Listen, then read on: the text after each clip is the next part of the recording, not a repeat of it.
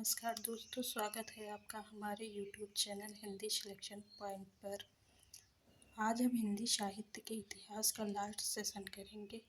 कल से हम नेक्स्ट टॉपिक आदिकाल पर चर्चा करेंगे। चलिए फिर आगे क्वेश्चन डिस्कस करते हैं। 112 तक कल हमने कर लिया था, आज उसके आगे करते हैं। क्वेश्चन है कि निम्नलिखित इतिहास ग्रंथों का कालक्रम सही क्रम कौन सा है। कालक्रमानुसार सही क्रम बताना है। तो सबसे पहले इस्तवार दल्ला इंदोई हिंदुस्तान लिखा गया था।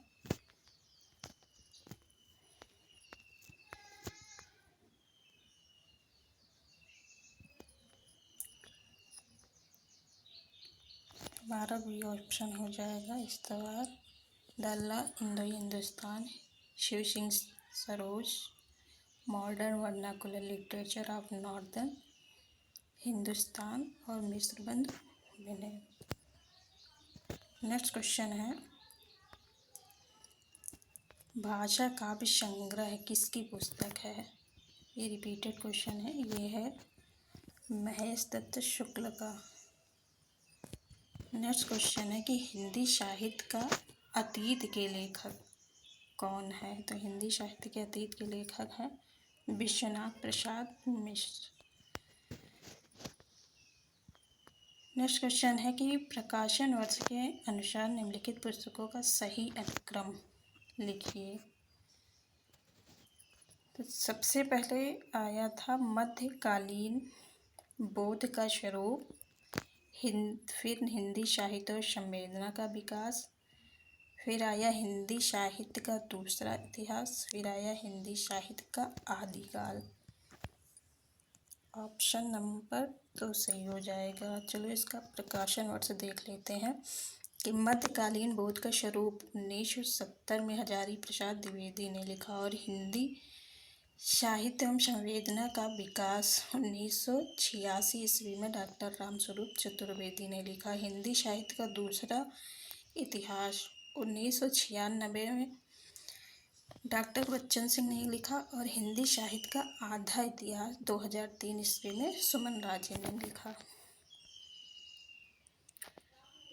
नेक्स्ट क्वेश्चन देखते हैं कि हिंदी साहित्य की इतिहास भूमिका साहित्य इतिहास ग्रंथ इनमें से किसके द्वारा लिखा गया है।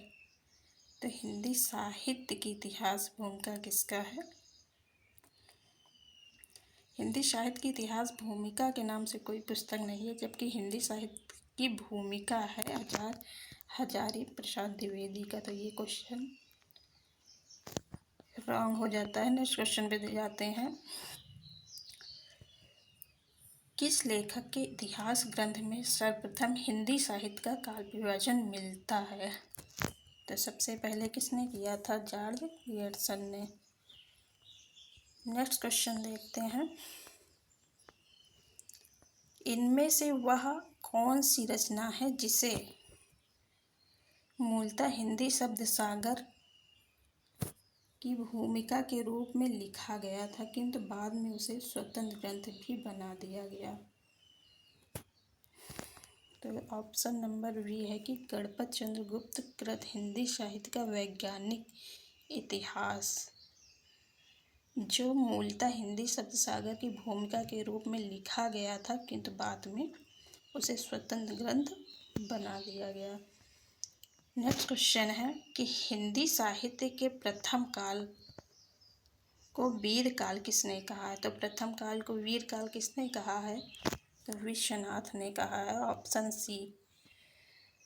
इसे हम ऐसे वी से वीर, वी से विश्वनाथ करके याद कर सकते हैं। नेक्स्ट क्वेश्चन है कि आचार्य रामचंद्र शुक्ल द्वारा रचित हिंदी साहित्य का इतिहास का प्रकाशन वर्ष क्या है।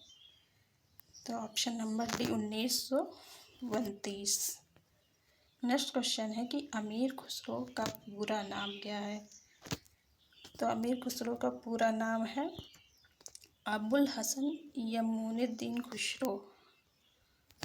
नेक्स्ट क्वेश्चन है, हिंदी भाषा का उद्भव और विकास के लेखक।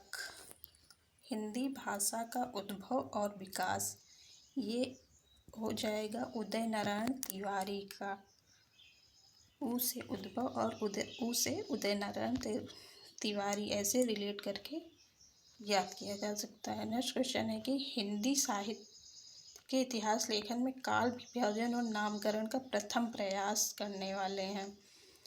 प्रथम प्रयास अभी हम ऊपर देख के आए हैं कि डॉक्टर ग्रियर्सन ने किया है। नेक्स्ट क्वेश्चन है कि हिंदी नवरत्न का रचना काल है, तो इसका रचना काल है 1910। नाम है हिंदी नवरत्न, लेकिन प्रकाशन 9 में नहीं 10 में हुआ, ऐसे याद किया जा सकता है। नेक्स्ट क्वेश्चन देखते हैं, कौन मिश्र बंधुओं में नहीं है? तो गणेश बिहारी मिश्र है, श्याम बिहारी मिश्र है, सुखदेव है, कृष्ण बिहारी मिश्र जो मिश्र बंधुओं में नहीं आते हैं। नेक्स्ट क्वेश्चन देखते हैं कि आधुनिक काल को गद्य काल नाम किसने दिया है? तो आधुनिक काल को गद्य काल नाम दिया है आचार्य रामचंद्र शुक्ल ने। ये भी रिपीटेड क्वेश्चन है, ऊपर कई बार आ चुका है।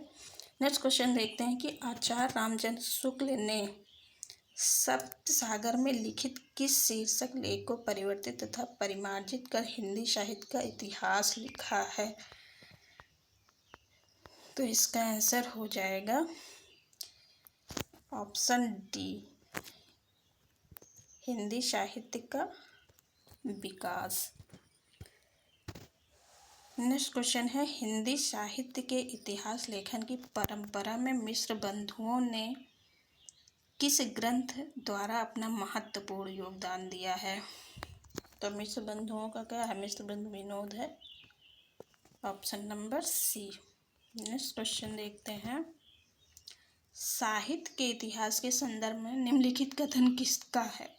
लिखा है, प्रत्येक देश का साहित्य वहाँ की जनता की चित्तवृत्ति का संचित प्रतिबिंब होता है। तब यह निश्चित होता है कि जनता की चित्तवृत्ति के परिवर्तन के साथ साथ साहित्य के स्वरूप में भी परिवर्तन होता चला जाता है। ये किसका है? तो ये है आचार्य रामचंद्र शुक्ल का, बहुत ही फेमस कथन है, तो ये सबको ऑलरेडी याद ही रहता है। नेक्स्ट क्वेश्चन देखते हैं, हिंदी गद्य के उद्भव काल में संस्कृत निष्ठ हिंदी का पक्ष किसने लिया था? तो ये किसने लिया था? राजा लक्ष्मण सिंह ने, ऑप्शन डी। आज का लास्ट क्वेश्चन है ये, आचार्य रामचंद्र शुक्ल के अनुसार भक्ति काल का समय क्या है? तो भक्ति काल का समय क्या है? संवत 1375 से 1700।